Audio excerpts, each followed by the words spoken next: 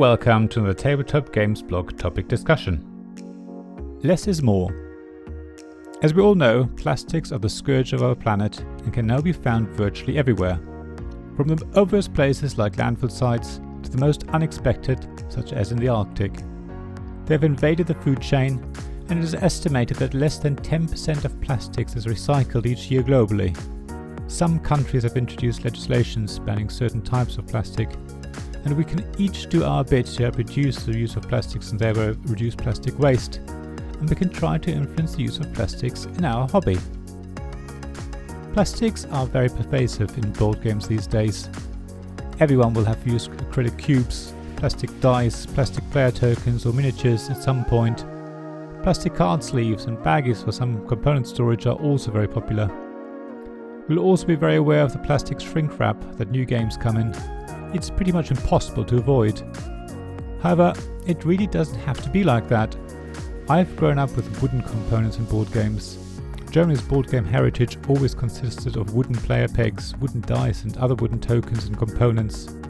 Wooden meeple are still very popular and custom wooden tokens have become very commonplace. Yet, wood has its limitations. If you want something highly detailed, then plastics are the way forward. If you want translucent or clear components, plastics are virtually the only choice, even though glass can also stand in sometimes. The main advantage of plastics is cost though, not just from a pure raw material perspective, but also from a manufacturing perspective. So it's no surprise that publishers have chosen plastics over wood in the last few years.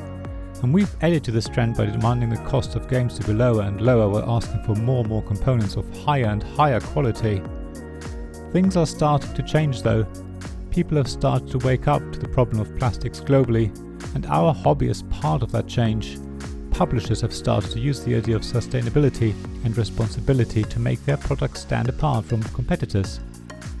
Harbour's statement, see link in description below, about sustainability and responsibility feels rather generic and really only talks about the company's impact on the environment in a couple of paragraphs, not mentioning plastic specifically anywhere. But then the company is more famous for its wooden toys. However, Harbour USA recently mentioned in a post on Twitter, again link in the description below, that they are working on replacing shrink wrap with pull-off sticky tabs which hold the box lid in place. They're also going to use paper belly bands to keep multiple sheets of punch boards together in paper bags instead of plastic for loose components in some of their games. That's a really good start. In August of 2019, Hasbro released a statement, again links in the description, where they promised to phase out plastics packaging for all of the new toys and games starting this year, 2020. I don't know how much progress they have already made this year, but again it's great to see these very public announcements for a big company like Hasbro. It's not just the big names that are trying to make positive changes. A number of smaller publishers are also doing their bit, even though they have a much smaller budget and face much less public pressure.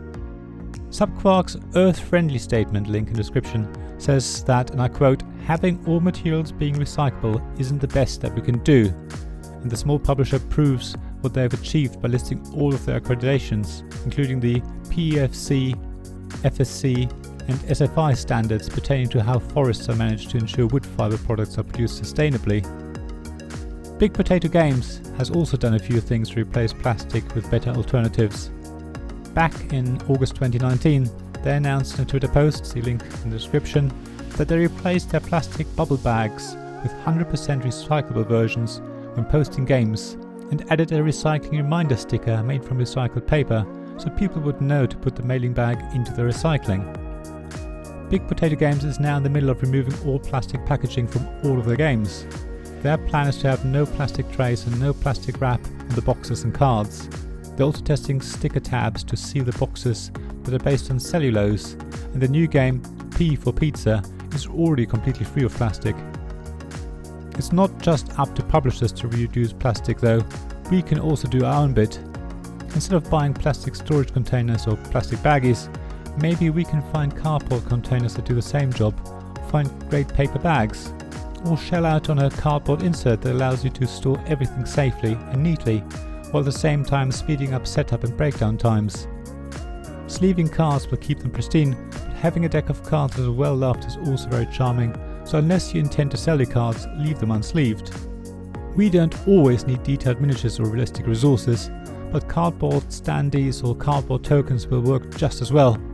Or if you have to, get some metal coins to give you a feeling of luxury. I wonder what you think about plastics in board games. Do you find it absolutely vital to the game experience to have gorgeous acrylic gems or highly detailed miniatures? Do you really need realistic oil barrels? Does everything have to go in its own baggie? What alternatives have you found and what can you do without? Please share your thoughts in the comments on my blog at tabletopgamesblog.com. I'd love to hear what others have done. Thank you for listening to this Tabletop Games Blog topic discussion podcast. Please check the description below for links mentioned in this episode, as well as to the written version of this article on the blog. If you enjoyed this episode, please subscribe, give us some stars or leave a review. Please also tell your friends about me, and if you want to offer financial support, check out my Patreon and Ko-fi pages, links to which you'll find in the blog at tabletopgamesblog.com. So thank you again for listening, and I hope to see you again soon.